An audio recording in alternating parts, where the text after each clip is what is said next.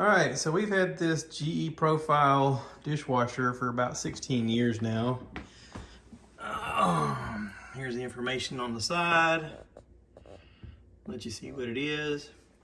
And my wife said that the dishwasher was messed up. So this thing just slides out. Of course, we can just stand it up to the side. So it's out of the way.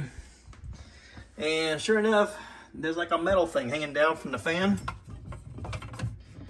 See that? That's not normal. So the way you take this out is you turn it counterclockwise and it'll pop right out. Hang on. I needed both hands to do it. Anyway, it turns counterclockwise and it pops right out.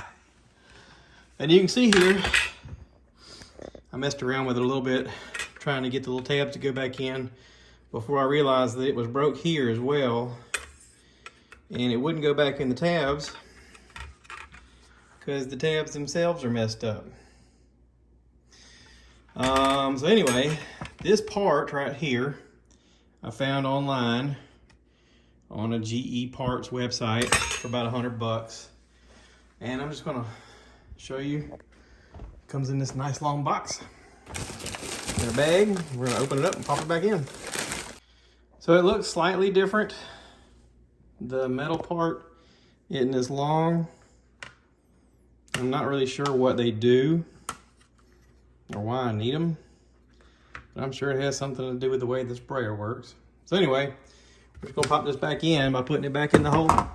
And since we turned counterclockwise, we'll turn this clockwise. And there we go.